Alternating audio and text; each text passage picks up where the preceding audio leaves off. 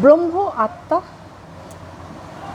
পরমাত্মা, আজকে এইগুলো নিয়ে ব্যাখ্যা করব।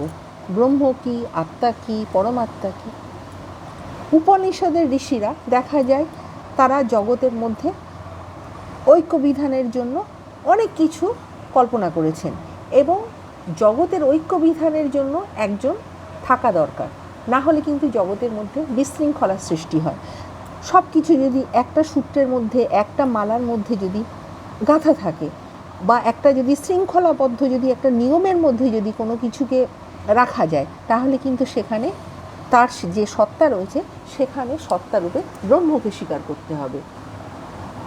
জগতের মধ্যে সব কিছু যদি এলোমেলোভাবে, বিচ্ছিন্নভাবে সব কিছু যদি না একদম সুসংবদ্ধভাবে সাজানো থাকে, তাহলে জগতের মধ্যে বিশৃঙ্খলা দেখা দেবে, দুঃস্বপ্ন দেখা দেবে এবং বিভীষিকা দেখা দেবে। উপনিষদের ঋষিরা তাই অগণ্যতার মধ্যে অনুবর্তমান এক মূল সত্তাকে, ব্রহ্মকে কল্পনা করেছে। বিশ্ব সংসারের অন্তস্থ এক মূল সত্তা ব্রহ্ম থেকেই অগণ্যতার বিচ্ছুরণ ঘটেছে এবং সে সবই ব্রহ্মের মধ্যেই বিধৃত বা আশ্রিত আছে। সব কিছুই ব্রহ্মের মধ্যে রয়েছে এবং ব্রহ্ম থেকেই আবার সব কিছুর সৃষ্টি হচ্ছে, সব কিছুর বিচ্ছুরণ ঘটছে। উপনিষদের ঋষিরা তারা আবার যখন আত্মার অস্তিত্ব ব্যাখ্যা করছেন, তখন তারা অন্তর্মুখী দৃষ্টি স্থাপন করে তারা বলছেন যে জীবজগতের ঐক্য বিধানের জন্য আত্মার অস্তিত্ব স্বীকার করতে হবে। বহু বিচিত্র জীবজগতের অন্তর্বর্তী যদি কোনো ঐক্য বিধায়ক সত্তা না থাকে, মানুষের বহু বিচিত্র সংসার যদি এলোমেলোভাবে থাকে, যদি অগণ্য জীবাত্মা যদি একটা মূল সূত্রে এক সঙ্গে যদি গ্রন্থিবদ্ধ না হয়, যদি আঘাত প্রত্যাঘাত, সুখ দুঃখ, বিরহ মিলন, আপদ সম্পদ, লাভে অলাভে মানুষের সংসার সর্বক্ষণ তাহলে দেখা যাবে যে বিচ্ছিন্ন হয়ে যাচ্ছে, বিক্ষুব্ধ হয়ে যাচ্ছে, তাহলে এই সংসার বাসযোগ্য হতে পারে না। তাহলে সেই সংসার সবসময় দেখা যাবে যে খারাপ হচ্ছে এবং ধ্বংসপ্রাপ্ত হচ্ছে। তাই জীব সংসারে এই বিরোধ বিচ্ছেদের মধ্যে সব কিছুর মধ্যে একটা বন্ধন সূত্র তারা আবিষ্কার করেছেন। সব কিছুর মধ্যে একটা বন্ধন সূত্র থাকতে হবে, আর এই আত্মার ঐক্য সূত্র তখন স্বীকার করতে হচ্ছে। সব কিছুর মধ্যে যদি জীব জগতের মধ্যে আমরা যদি সব কিছুর মধ্যে যদি একটা বন্ধন সূত্র আবিষ্কার করতে পারি এবং সব কিছু একটা নিয়মের মধ্যে যদি বেঁধে দিতে পারি, তাহলে কিন্তু সেখানে আত্মার অস্তিত্ব আমরা দেখতে পাই। আত্মার অস্তিত্ব ছাড়া কিন্তু সব কিছু সুন্দরভাবে কখনো চলতে পারে না। আত্মার অস্তিত্ব ছাড়া জীবজগৎ এলোমেলো, বিক্ষিপ্ত, বিচ্ছিন্ন হয়ে পড়ে। সুতরাং এখানে পরিষ্কারভাবে বোঝা যায়, আমরা যদি জীবজগৎকে যদি চালিত করি এবং জীবনের জীবের ক্ষেত্রে আমরা যদি তখন যদি স্বীকার করি, তাহলে সেখানে দেখা যাচ্ছে যে জীবজগতের ক্ষেত্রে সেখানে আমরা আত্মাকে স্বীকার করছি।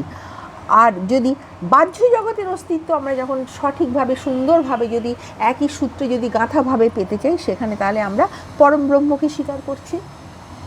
পরবর্তীকালে দেখা যাচ্ছে যে উপনিষদের ঋষিরা ক্রমশ এটা উপলব্ধি করছেন যে বাহ্য জগতের ব্রহ্ম এবং অন্তর্জগতের আত্মা দান্দিকতার অনিবার্য নিয়মে একটা অন্যটাকে আকর্ষণ করছে।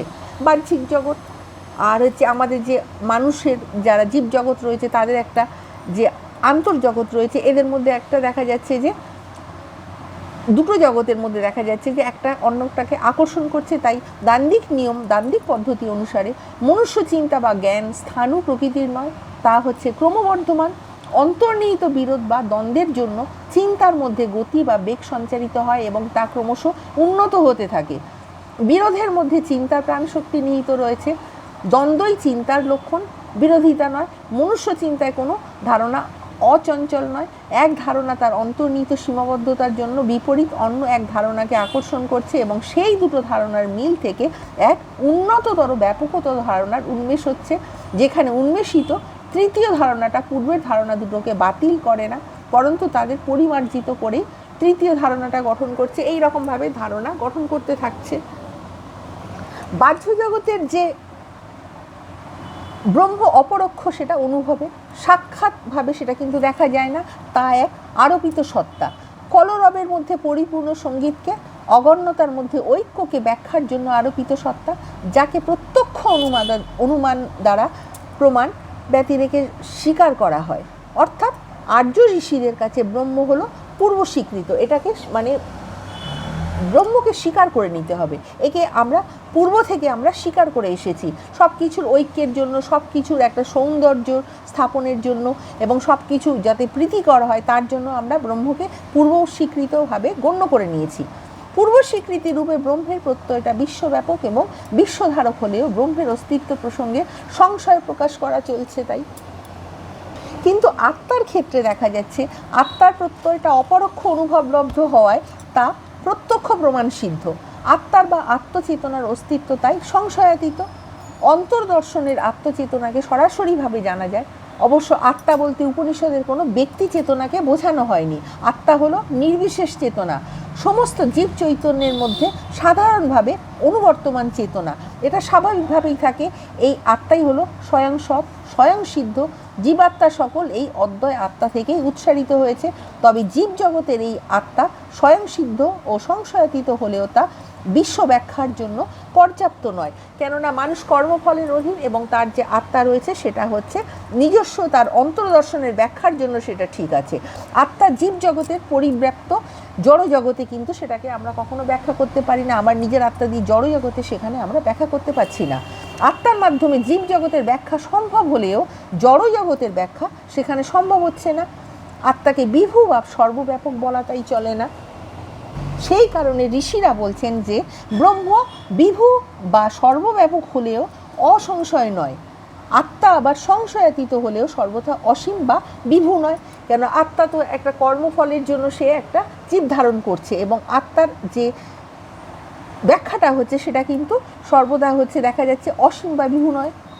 দ্বন্দ্বময় এই দুটো প্রত্যয় তাই দান্দিকতার অনিবার্য নিয়মে পরস্পরকে আকর্ষণ করছে। বিশ্ব ব্যাখ্যায় প্রবৃত্ত উপনিষদের ঋষিরা এমন জটিল অবস্থার সম্মুখীন হয়ে ব্রহ্ম ও আত্মাকে একত্রে সমন্বিত করে এক চরম প্রত্যয় উপনীত হন।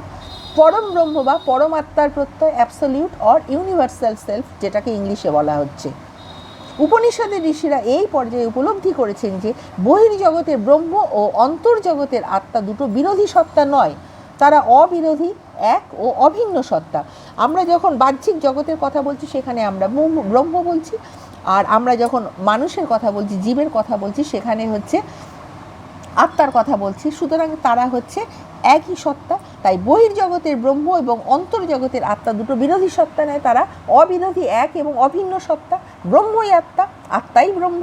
যা ব্রহ্ম তাই আত্মা, যা আত্মা তাই ব্রহ্ম। একটা উপমা দিয়ে জিনিসটাকে বোঝানো যেতে পারে। শুক্র গ্রহের কথা যদি বলা হয় তাহলে দেখা যায় শুক্র গ্রহ পূর্ব আকাশে কেউ প্রত্যক্ষ করে, আর কিছু মানুষ দেখা যায় যে তারা পশ্চিম আকাশে প্রত্যক্ষ করে। এর ফলে প্রত্যেকে এক পক্ষ মনে করছে যে গ্রহটা প্রত্যক্ষ করছে যারা যেরকমভাবে, তারা অন্য পক্ষের তারা বিরোধিতা করছে, মানে গ্রহটা একই কিন্তু একজন আরেকজনের বিরোধিতা করছে। এক পক্ষ মনে করছে শুক্র গ্রহকে কেবল পূর্ব আকাশেই দেখা যায়, আর আরেকজন মনে করছে যে শুক্র গ্রহকে কেবল পশ্চিম আকাশে দেখা যায়। এরপর এই দুই পক্ষ যখন জানতে পারে যে দুটো ভিন্ন আকাশের একই, মানে দুটো ভিন্ন আকাশের গ্রহ এক ও অভিন্ন শুক্র গ্রহ, স্থান পরিবর্তনের জন্য যাকে সাঁঝের আকাশে একদিকে এবং ভোরের আকাশে বিপরীত দিকে দেখা যায়, তখন তাদের ভিন্ন প্রত্যক্ষ। সাঁঝের বেলায় পূর্ব আকাশে প্রত্যক্ষ হচ্ছে, সেটা হচ্ছে সন্ধ্যা তারা, আর ভোরের বেলায় পশ্চিম আকাশে যখন সেটা শুকতারা। তাই সম্মিলিত হয়ে শুক্র গ্রহের অর্থটাকে মানে অর্থ যেটা হচ্ছে সেটা উন্নত এবং সম্প্রসারিত, কিন্তু গ্রহটা একই। এই শুক্র গ্রহের যেভাবে বর্ণনা করেছে সেই একইভাবে ব্রহ্ম এবং আত্মার প্রত্যয় দুটো কালক্রমে উপনিষদের ঋষির চিন্তায় মিলিত হয়ে এক উন্নীত এবং সম্প্রসারিত প্রত্যয় পরব্রহ্ম বা পরমাত্মার প্রত্যয় পরিণত হয়েছে। অন্তরের এমন পরম উপলব্ধি থেকে আর্য ঋষি উদাত্ত কণ্ঠে বিশ্ববাসীর কাছে এই রকম মহাবাক্য ঘোষণা করেছিলেন: হে বিশ্ববাসী, শ্রবণ করো, আমি সেই মহান পুরুষকে জেনেছি, অন্তরে অনুভব করেছি এবং জেনেছি যে তোমরা দিব্যধামবাসী অমৃতের পুত্র, সংসারবাসী মৃত্যুর পুত্র নয়। তোমাদের জন্ম নেই, মৃত্যু নেই, তোমরা প্রত্যেকের দিব্যধামবাসী অমৃতের পুত্র। তোমাদের বসবাস মলিন মাটিতে নয়, আলোকিত দিব্যধামে। হে বিশ্ববাসী, শ্রবণ করো, জগতের প্রতিটা বস্তু, কণা অনুকণা তোমার অপর নয়, তাদের প্রত্যেকের সঙ্গে তুমি অচ্ছেদ্য বন্ধনে আবদ্ধ হয়ে রয়েছে, কেননা এই বিশ্ব সংসারে সেই বেদ মেতং মহান পুরুষং, মানে যেটা হচ্ছে আত্মা, সেখান থেকেই উচ্চারিত এবং সেই মহান পুরুষেই বিধৃত হচ্ছে। আরও শ্রবণ করো, সবই ব্রহ্ম বা আত্মা, তুমি সেই মহান পুরুষ ব্রহ্ম আত্মা, তত্ত্বমসি। উপলব্ধি করো, আমি ব্রহ্ম, অয়ং ব্রহ্মাস্মি। জীবই স্বরূপে ব্রহ্ম, জীবাত্মাই স্বরূপে পরমাত্মা। আবার দেখা যাচ্ছে যে ছান্দোগ্য উপনিষদে পিতা পুত্রের সংলাপের মাধ্যমে এই বিষয়টা বোঝানো হয়েছে। পিতা উদ্দালক এবং পুত্র হচ্ছে শ্বেতকেতু। গুরুগৃহে শিক্ষান্তে শ্বেতকেতু নিজ গৃহে প্রত্যাগমন করলে পুত্রের সঙ্গে কথোপকথনে উদ্দালক উপলব্ধি করেন যে পুত্র শ্বেতকেতুর আত্মবিদ্যা পূর্ণাঙ্গ হয়নি। পুত্রকে আত্মবিদ্যায় দীক্ষিত করার জন্য উদ্দালক এক চেতন সত্তার উল্লেখ করে তাকে সৎ নামে অভিহিত করেন এবং বলেন যে আদিতে ছিল কেবল অদ্বিতীয় সৎ, আর কিছুই নয়। ওই অদ্বিতীয় চেতন সত্তা সৎ এর বহু হবার ইচ্ছা থেকেই সেই আদি সৎ থেকে একে একে আবির্ভূত হয় তেজ বা অগ্নি, অপ বা জল, পৃথিবী বা স্থলভূমি এবং তারপরে সজীব দেহ, পশু পক্ষী, মানুষ ইত্যাদি। জগতের উৎস মূল সৎ, তাই সর্বগ্রাহী সর্বধারক। এই প্রকারে বিশ্ব ব্যাখ্যার অন্তে পিতা উদ্দালক পুত্র শ্বেতকেতুর নাটকীয় ভঙ্গিতে বলেন, অতএব হে শ্বেতকেতু, তুমিই সেই। শ্বেতকেতু সৎ পরমাত্মা, যেটাকে বলা হয় যে সৎ হচ্ছে এখানে পরমাত্মা, ভিন্ন এই বিশ্ব সংসারে আর কিছুই নেই।